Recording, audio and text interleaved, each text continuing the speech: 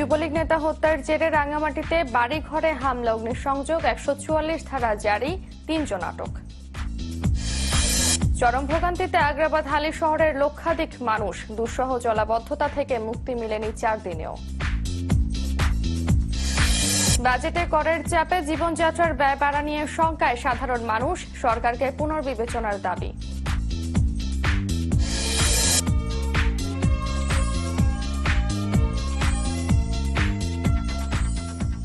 শুভেচ্ছা, আমন্ত্রণ চট্টগ্রাম 24-এ। আপনাদের সাথে আছে আমি রুবিনা হকেলি। এতক্ষণ শুনছিলেন মোহাম্মদ প্লাস্টিক সংবাদ শিরোনাম, এবার পুরো খবর। রাঙ্গামাটির লংদু উপজেলায় যুবলীগ নেতা নুরুল ইসলাম নয়নকে হত্যার জেরে পাহাড়িদের বাড়ি ঘরে হামলা হয়েছে।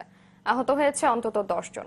স্থানীয়রা জানায়, সকালে দাফনের জন্য নয়নের মরদেহ লংদুতে নেওয়া হলে উত্তেজনা দেখা দেয়।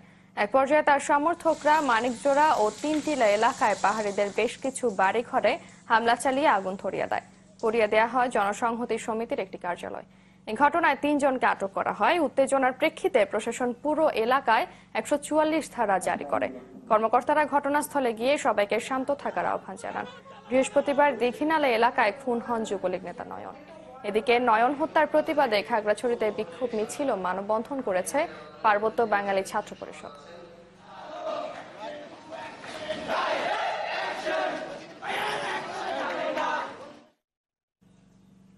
দর্শক, লংদু থেকে টেলিফোনে যোগ দিচ্ছেন শামসুল আলম।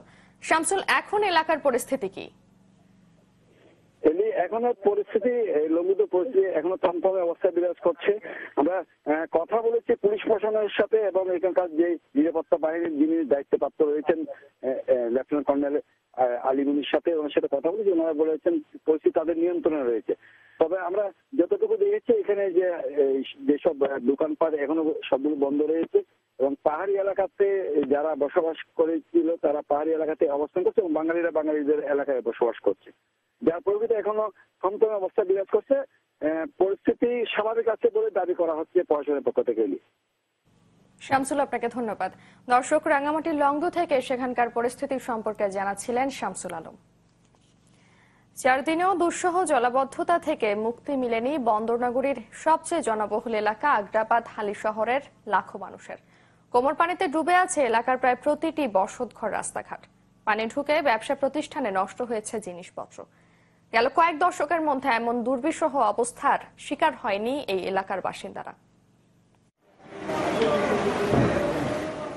ভবনের নিচতলা তলিয়ে গেছে ময়লা পানিতে, তাই জুমার নামাজে মসজিদে যেতে রিকশায় ওঠার জন্য এই মুসল্লিদের বের হতে হচ্ছে দোতলার রেলিং বেয়ে। শুক্রবার সকালের এই দৃশ্য চট্টগ্রাম নগরীর আগ্রাবাদ সিডিএ আবাসিক এলাকার। পানিতে কষ্ট পাচ্ছি, পুরা পানি কোমরের উপর ছিল, এখন তো যা একটু কমতেছে, এই জন্য উপর দিয়ে নামতে হচ্ছে। গেল ৪ দিন ধরে এখানে পানিবন্দী মানুষ, রাস্তা তলিয়ে আছে কোমর পানিতে, কমার কোনো লক্ষণও নেই। বন্ধ এলাকার সব দোকানপাট, ব্যবসা প্রতিষ্ঠান, প্রায় প্রতিটি দোকানেই ময়লা পানিতে নষ্ট হয়েছে জিনিসপত্র। ফলে জীবন জীবিকা বন্ধ হওয়ার উপক্রম এলাকার দোকানীদের। ব্যবসা প্রতিষ্ঠান পুরো বন্ধ আমাদের। আজকে ৪ দিন ধরে আমরা কিভাবে চলবো, কিভাবে কি করবো, অনেক টাকা ক্ষয়ক্ষতি। আমার দোকানে প্রায় ১,৭০,০০০ টাকার মতো ওষুধ নষ্ট হয়েছে। এভাবে শুধু আমার এখানে যত দোকানদার আছে সবারই তো একই পরিস্থিতি। জানমাল সবকিছু তো আমরা হুমকির মুখে। বাসাবাড়ির অবস্থা আরো করুন। হাঁটু সমান পানিতে তলিয়ে গেছে ভবনগুলোর নিচতলার বাসিন্দাদের প্রতিটি কক্ষ। ঘুমানোর উপায় নেই। পানিতে ভাসছে চৌকি, আলমারি সহ সব ধরনের আসবাবপত্র। নষ্ট হচ্ছে ফ্রিজ সহ ইলেকট্রনিক্সের যাবতীয় পণ্য। নেই পানি, গ্যাস। তার উপর রমজান মাস, এ যেন এক দুর্বিষহ জীবন। আমাদের হাট সব ডুবে গেছে, তারপর সোফা, ফ্রিজ ডুবে, এগুলো নষ্ট হয়ে গেছে। টোটালি থাকতে পারছি না, 2 তলায় জমিদারের কাছে থাকতে হচ্ছে। এই রমজানে যে আরো ব্যাপারটা আরো কঠিন হয়ে গেল। কাঁচা এনে বাইর করলাম, কালকে সারাদিন যাওয়াত, সন্ধ্যার পরে মনে একটু আরামে ঘুমাবো, এই টাইমে আবার পানি। কয়েক দশকের মধ্যে আগ্রাবাদ হালি শহরের বাসিন্দাদের এভাবে টানা পানিবন্দী থাকার ঘটনা এই প্রথম। তবে এমন চরম দুর্দশার মধ্যেও তাদের অবস্থা দেখতে যাননি দায়িত্বশীল কোনো নেতা বা জনপ্রতিনিধি। ক্ষুব্ধ স্থানীয়দের একটি জিজ্ঞাসা, কবে মুক্তি মিলবে এই বন্দিদশা থেকে? রনি দত্ত, চ্যানেল 24, চট্টগ্রাম। বিএনপি দুর্গত মানুষের পাশে দাঁড়ায় না, বরং ঢাকায় বসে ভাঙা রেকর্ড বাজায়। সকালে কক্সবাজারে ঘূর্ণিঝড় মোড়ায় ক্ষতিগ্রস্ত এলাকা পরিদর্শনে গিয়ে এ মন্তব্য করেন আওয়ামী লীগের সাধারণ সম্পাদক ও সেতুমন্ত্রী ওবায়দুল কাদের। শুরুতে কক্সবাজার সমিতিপাড়ায় ত্রাণ কার্যক্রম পরিদর্শন করেন ওবায়দুল কাদের। ক্ষতিগ্রস্ত সবাইকে দ্রুত ত্রাণ ও পুনর্বাসনের আওতায় আনতে স্থানীয় প্রশাসনকে নির্দেশ দেন তিনি। এ সময় তার সাথে ছিলেন ঢাকা থেকে যাওয়া কেন্দ্রীয় নেতারা। পরে আওয়ামী লীগ নেতারা 4টি দলে ভাগ হয়ে কুতুবদিয়া, মহেশখালী, নাইক্ষ্যংছড়ি ও টেকনাফের বিভিন্ন এলাকা পরিদর্শনে যান।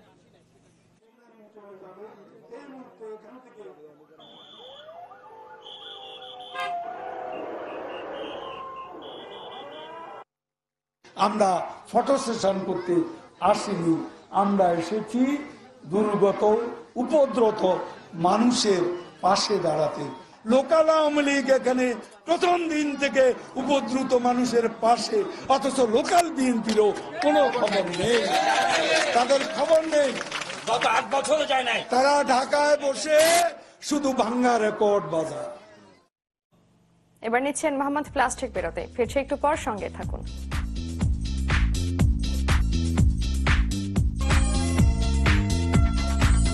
বিরতির পর আবার আমন্ত্রণ চট্টগ্রাম 24-এ। 2017-18 অর্থ বছরের প্রস্তাবিত বাজেটের কারণে নানা খাতে বাড়বে ব্যয়, যার বড় চাপ পড়বে নিম্ন ও মধ্য আয়ের মানুষের উপর। এমনটি মনে করছেন বন্দরনগরীর সাধারণ মানুষ। তাদের অভিযোগ, বাজেটে খেটে খাওয়া মানুষের কথা কমই বিবেচনা করা হয়েছে। অবশ্য বাজেটে চট্টগ্রামের বিভিন্ন উন্নয়ন প্রকল্পে বরাদ্দ থাকায় সন্তুষ্টি জানিয়েছেন চেম্বার সভাপতি। 2017-18 অর্থ বছরের বাজেট বৃহস্পতিবার সংসদে 2017-18 অর্থ বছরের জন্য 4,266 কোটি টাকার বাজেট ঘোষণা করেছেন অর্থমন্ত্রী আবুল মাল আব্দুল মুহিত। তাতে বাজেটের আকার যেমন বড়, তেমনি রাজস্ব আদায়ের লক্ষ্যমাত্রাও বড়। অর্থ বছরের বাজেট প্রস্তাব উত্থাপন বাজেটে বিভিন্ন ক্ষেত্রে বেড়েছে করের আওতা। বিশেষ করে ব্যবসায়ীদের আপত্তি সত্ত্বেও ভ্যাট 15%ই বহাল রেখেছেন অর্থমন্ত্রী। পাশাপাশি ব্যাংকে 1 লাখ টাকার বেশি থাকলে তাতে গুনতে হবে বাড়তি কর। এসব প্রস্তাবনার ফলে সাধারণ মানুষ তাদের খরচের বোঝা আরো বাড়বে বলে মনে করছেন। মনে করেন বিদ্যুতে বাড়ছে, গ্যাসে বাড়ছে, ভালো কথা, রাজস্ব আয় হচ্ছে ওইটাতে, কিন্তু দেখা যাচ্ছে আপনার চাল ডাল এগুলো হাবিজাবিতে, এগুলো বাজেটের মধ্যে বাড়িতে গিয়ে বা অন্য জিনিস বাড়িতে গিয়ে মানুষ কিন্তু নিত্যদিনই প্রবলেমে পড়ে যাচ্ছে। আমরা যারা মধ্যম আয়ের লোক, আমাদের ইনকামের সোর্স তো আর বাড়ছে না। তো আমার মনে হয় না এটা একটা ভালো একটা দিক হয়েছে। এই করটা যেটা দিছে এটা আমরা বহন করতে হবে এবং এটা সরকার উচিত এটাকে পর্যালোচনা করে কমানোর জন্য। এদিকে ঘোষিত বাজেটকে উন্নয়ন সহায়ক অভিহিত করেছেন ব্যবসায়ী নেতারা। শিক্ষা, স্বাস্থ্য ও মানব সম্পদ উন্নয়নে বরাদ্দ বাড়ানোকে ইতিবাচক হিসেবে দেখছেন তারা। পাশাপাশি চট্টগ্রামের বিভিন্ন উন্নয়ন প্রকল্পের জন্য বাজেটে বরাদ্দ রাখায় সন্তোষ জানিয়েছেন চেম্বার সভাপতি। বিশেষ করে লালখান বাজার থেকে এয়ারপোর্ট পর্যন্ত প্রায় 18 কিলোমিটার যে দীর্ঘ একটা রাস্তা, সেটাকে এলিভেটেড এক্সপ্রেস করার জন্য বরাদ্দ দিয়েছে, তার জন্য আমরা সাধুবাদ জানাই।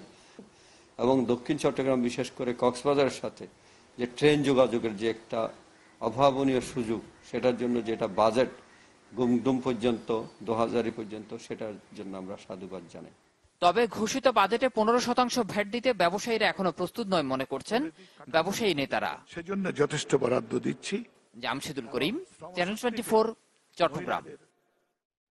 এই ছিল চট্টগ্রাম 24-এর বিকেলের আয়োজন। সন্ধ্যা 7টায় দেখবেন নিউজ 24। আর এতক্ষণ সাথে থাকার জন্য ধন্যবাদ সবাইকে।